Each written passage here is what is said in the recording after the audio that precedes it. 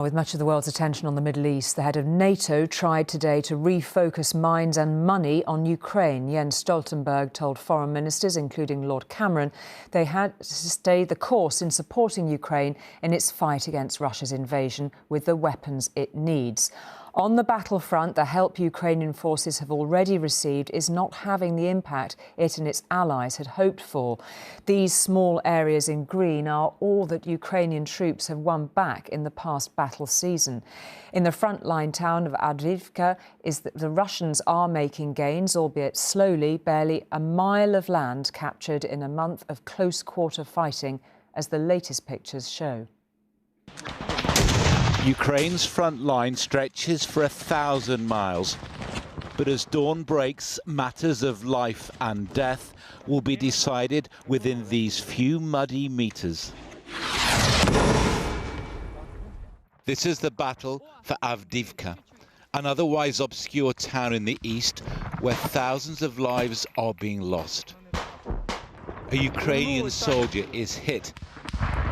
A medic patches his wound.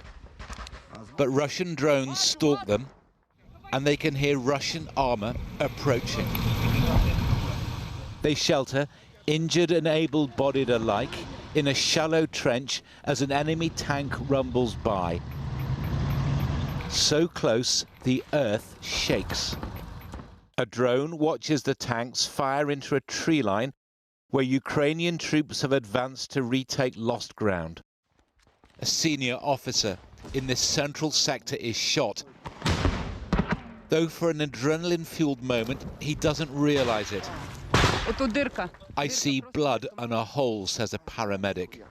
The commander, in peacetime a filmmaker, recorded many of these images himself. His section retreats under heavy fire. 2/3 of their force has been lost. We failed to hold our position and had to retreat. We had injured but survived, but the other two groups were almost completely destroyed.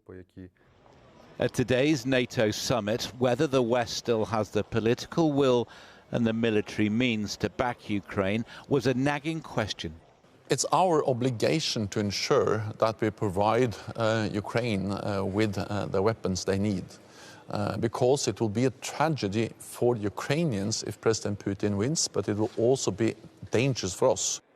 But fresh US and EU funding is stalled and Ukraine is worried. There is a fear of a long, protracted war. And there's also a fear that the West will sort of say, well, we'll continue to help in little bits. We're not going to give all the help that could help Ukraine win this war. The battle here has come to symbolize a bloody, slow-moving struggle. Both sides are stuck, a long way from victory. John Ray, News at 10.